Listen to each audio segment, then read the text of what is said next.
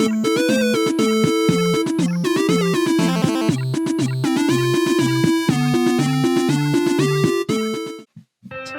bienvenue pour l'épisode 2. Qu'est-ce que je fais moi? Bon, restons sérieux. Alors, cette fois-ci, on va reprendre notre petit API Logfinder et on va lui rajouter l'authentification. Quelle authentification choisir? Bah, Basic-Auth, c'est ce qu'il y a de mieux. Non, je rigole. Non, on va faire celui que je préfère, JWT. Donc voilà, qu'est-ce que c'est JWT? Ça, on va générer un token. Par exemple, donc comme on voit dans ce schéma, on va faire un post avec login mot de passe. Ça va envoyer à notre backend API. Il va créer un jeton qui va le renvoyer. Par exemple, là, nous, ça va être Postman. Donc Postman, après, pour faire les autres requêtes, comme récupérer la liste des logs, etc. Bah là, ce qu'on va faire, c'est on va mettre le token qu'on a reçu en bearer dans le header autorisation. Quand ça revient au backend API, là il va y avoir une vérification si le token est correct. Et si le token est correct, et ben on reçoit notre liste de logs, comme dans les premiers exemples. On va voir comment faire ça. C'est parti. Donc une des premières choses à faire, ça va être d'aller dans le POM et d'ajouter la dépendance Spring Boot Security. Voilà, ensuite on a dit qu'on utilisait JWT, donc on va récupérer, je récupère mes dépendances pour JWT. Donc JWT API, l'implémentation et pour le web token. Ce qu'on va faire, c'est on va créer un nouveau package qui va s'appeler Security. Et c'est dans ce package là qu'on va aller mettre nos configurations. D'ailleurs, peut-être qu'on va l'appeler plutôt config. Et on va mettre sécurité dans config. Voilà, on va créer quelques classes. Il y a des filters pour le login, pour l'authentification, un modèle aussi objet de l'utilisateur. Hein. Est-ce qu'on va avoir besoin dedans? On va faire la config aussi d'ailleurs de JWT. Et on va rajouter une application .properties, le secret par exemple, hein, pour générer le token aussi, etc. On va faire un peu de tout ça, mettre en place les routes, voir qui a le droit d'accéder à quelle URL. Et puis voilà. Après là, il n'y aura pas de base de données, donc je vais faire une authentification en mémoire, juste pour l'exemple. On mettra une base ou autre pour se connecter. Et ben c'est parti. Allez, on va créer notre modèle. User, je vais l'appeler user app. Il va correspondre à notre user. En fait, user app, ça va être notre user. Mais pas n'importe quel user, hein, un user qui vient de security. Si je me dis pas de bêtises, ça doit être celui-là. Non, c'est pas celui-là. Hop. User. Ah, pardon. Hop. Voilà. Hop, là, on a notre user qui correspond au user security. On a quoi? On a le username, le password, on va pas en avoir besoin. On va lui passer plutôt les autorités. Donc en gros, ce qu'on a besoin nous, c'est... Hop, je vais mettre en accéléré.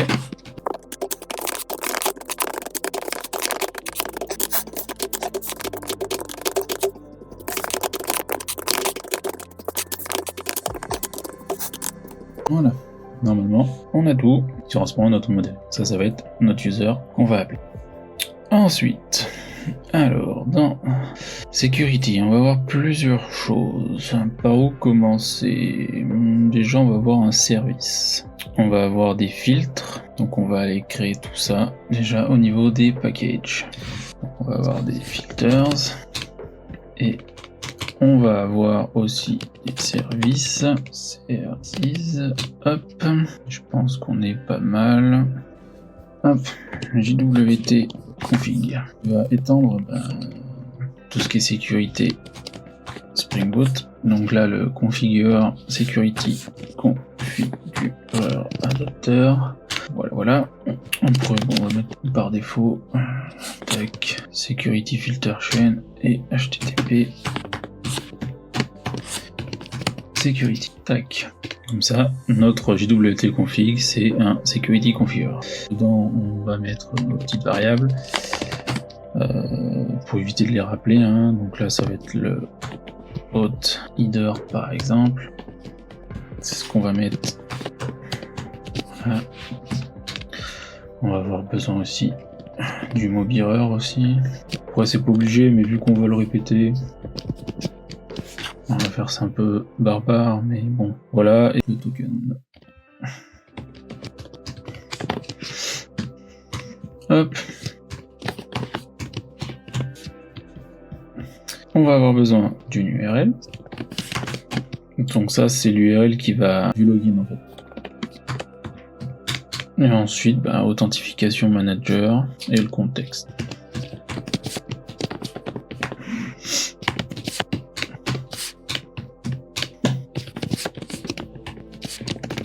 Hop.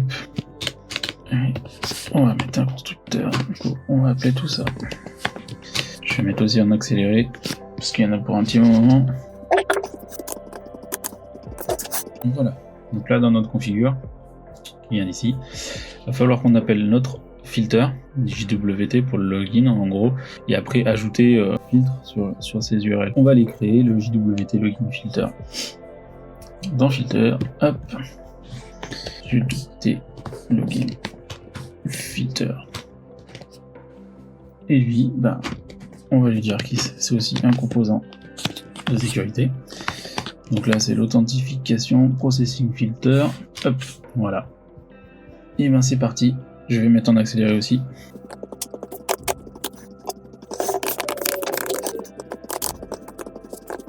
Pour aller plus loin, il va falloir qu'on crée notre service de token. C'est lui qui va gérer un peu tous nos tokens.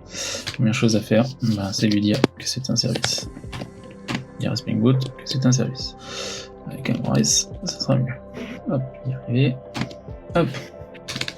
Donc, ce qu'il nous faut, déjà, c'est notre clé secrète.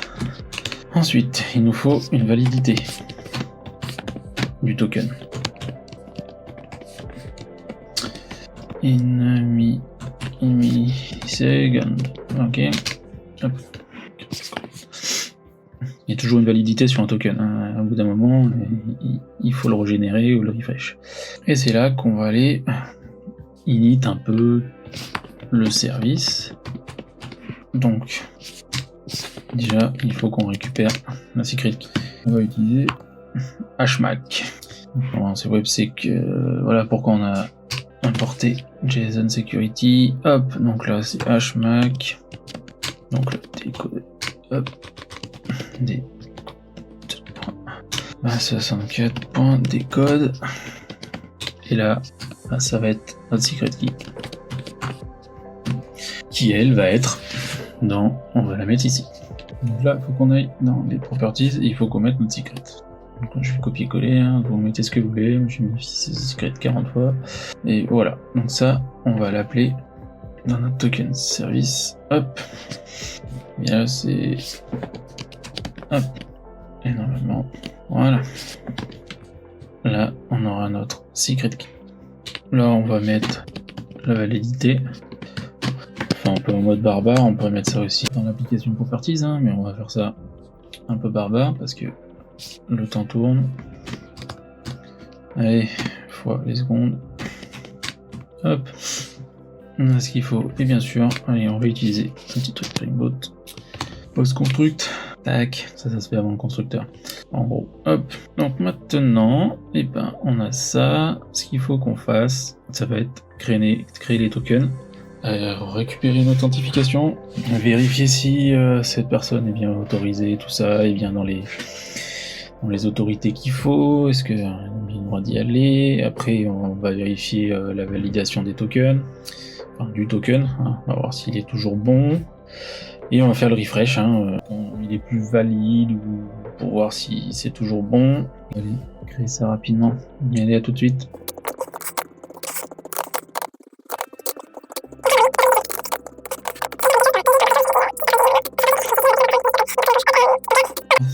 On va récupérer l'authentification, on va aller regarder la secret key, on va regarder si elle contient bien un de l'autre, sinon on en a, et là on va initialiser notre modèle, hein, le user app qu'on a créé tout à l'heure. Et après on va utiliser l'authentification, etc. Maintenant on va faire la validation du token. Ça c'est très très très moche. Ne pas faire ça, toujours envoyer, on mettra un logger plus tard. Voilà, du coup on mettra un logger et tout, hein, parce que ça pas beau du tout, mais bon, c'est juste pour voir si le token est bon. On va passer au refresh. Ici, en gros, on va recréer le token, en fait, l'expiration du token. On va garder le même token, mais on va lui rajouter une nouvelle date. Donc là, on va update, en gros. Et ensuite, on va rebuilder le token. Voilà, et là, on revérifie les dates. Voici pour le token service. Donc, ça va nous permettre normalement de continuer sur le login filter en revenant, hop, en intégrant notre token service. Et le nôtre, hop. Et c'est parti. En accéléré, à tout de suite. Donc là, on va prendre, en fait, quand on va faire un slash login, dans le body, on mettra username, le user et le password. Là, en gros, on va instancier le filter user cred, et ensuite on va regarder si il est bien autorisé à se connecter, pour ensuite lui renvoyer le token par la suite. Pour rappel, on est dans le login filter. Et là, bien sûr, s'il est bien authentifié. Donc là, on va récupérer notre objet. On a 7 ici, les creds, et là, on va les récupérer. Bon, là, ce sera pour le Remember Me, mais pour l'instant, on va dire qu'il n'y en a pas. Tac. Donc là, ce que je vous disais, JWT, authentification, c'est ce qu'on a créé au tout début. Donc là, on met dans le header, on set que c'est du JSON, voilà. Et ensuite, on revient en token. On prend le token et on va le remettre en JSON, voilà. Et il nous faut, bien sûr, quelque chose qu'on n'a pas fait encore, un DTO. DTO, c'est le pattern Data Transfer Object. Ça va permettre, en gros, de ne pas renvoyer directement notre modèle, mais de trier ces données, on va dire, un peu avant, d'alléger la réponse. Donc là, on va le mettre en mode DTO, comme ça, vous aurez vu les deux. Voilà, et simplement dedans, on va avoir un token. Quel type de token, c'est ce qu'il y a dans le header. Voilà, constructeur simple. Et ensuite, hop, on va faire getter setter. Et voilà, vraiment j'utilise Longbox et plus. Ok. Et ici, on va pouvoir utiliser notre DTO. Voilà, normalement, notre filter, il est fini. Donc lui, quand on va faire slash login, il va aller récupérer dans notre body le JSON qu'on lui a mis, vérifier si tout va bien, et si tout va bien, générer le token et renvoyer le token. Voilà, pour l'instant, première partie. On va passer à la deuxième, qui est de gérer l'authentification, etc. Donc là, on a dit l'authentification, et c'est pareil, ça va être un filtre. Hop, authentification filter, et lui, il va étendre, donc il s'appelle générique bin, filter bin, voilà, pour filtrer, tac. Alors, on aura besoin de quoi? Notre token service. Si c'est bon, c'est notre hop, token service et un contexte. Je génère pas tout seul le constructeur. Ok. Voilà. Et en fait ça, on va le mettre donc dans notre token service. On va récupérer notre token service. Voilà. C'est ce qu'on a eu dans le login filter. Hop. Donc là, on va récupérer le token, et on va regarder, on va regarder s'il y a bien l'authentification, si le token existe.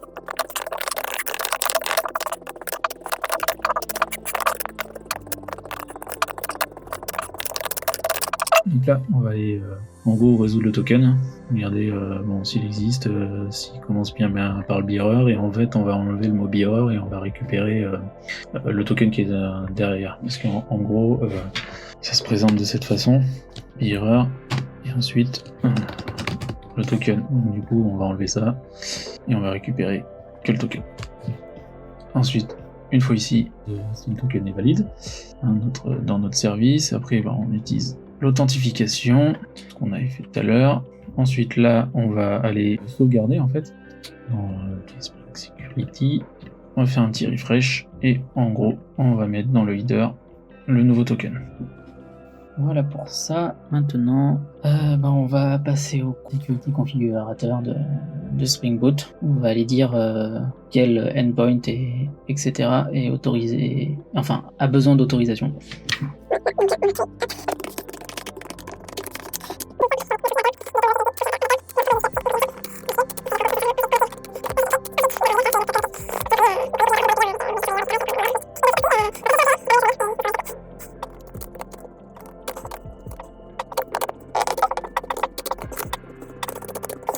Alors, en gros, qu'est-ce qu'on a dit? Que cette configuration est basée sur le /login. Les cores, ça on va les gérer aussi. En fait, en gros, on va dire dans l'application properties, en fait, on va mettre tout ce qu'il faut pour les cores. Je vous mettrai un lien dans la description qui vous explique exactement ce que c'est. Et ensuite, là, c'est le plus important, le configure. Donc, on a dit que par défaut, en gros, toutes les cores sont OK. On a le droit de, juste en poste, de faire le /login, ce qui est normal, et de gérer l'authentification aussi, ce qui est normal aussi, vu qu'on n'est pas encore logué. Par contre, après, tout ce qui est après V1, ou API V1, on peut mettre, je sais plus ce qu'on a mis exactement, mais en gros, tout ce qui est comme ça, après, ensuite, c'est tout, tout ça a besoin d'une autorisation. Voilà, après, bon, pour tout ce qui est application web, le backend est testless, et après, on applique la configuration JWT, et puis voilà. Au minimum, on a ça. On va le modifier aussi après quand on aura notre Swagger dans la prochaine vidéo. Voilà. Après, de toute façon, le code est sous Git aussi en lien. Donc si vous êtes perdu, vous pouvez relire à tête reposée tout le code. Voilà. Maintenant, on va s'attaquer à l'authentification parce que là, bon, on lui dit on met un user mot de passe, mais faut quand même qu'on mette ce user et ce mot de passe quelque part. Voilà. À tout de suite. Allez, on va créer l'authentification. On va être là. New. Tac.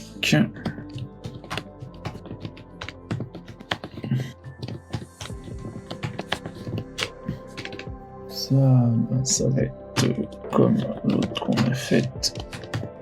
Security configurateur adapteur. Hop, on va lui dire que c'est une configuration qu'on active la sécurité dessus. Par contre, cette fois-ci, l'autre c'était en première, donc là, ça va être notre deuxième rang. Voilà. Donc, le user, in-memory user, avec bonjour, on va pouvoir normalement se connecter. On devrait être pas trop mal. On va aller tester tout ça. Donc là, je viens d'ouvrir Postman, et là, j'envoie la même requête qu'on avait fait l'autre jour, et là, on me dit forbidden. Maintenant, on va essayer de se connecter. Ça, hop, on va faire une nouvelle demande. Il me semble qu'on a dit ça. Voilà. On a dit que c'était que le poste. Dans notre body, hop, là, on va créer notre JSON. Donc on a dit qu'il ressemblait à login. Hop, et ensuite. Et donc le login c'est in-memory user et le password c'est bonjour. Hop, on lui dit que c'est du JSON. Voilà, testons notre font. Ok. Donc pourquoi ça marche pas? On a notre font. Ça veut dire que si on revient là, dans notre contrôleur, on se souvient qu'un contrôleur, c'est le endpoint là, il n'existe pas Authenticate. Donc on va aller le créer. On a dit que c'était un REST contrôleur et que le nom request hop là ça va être /API en lien avec la sécurité.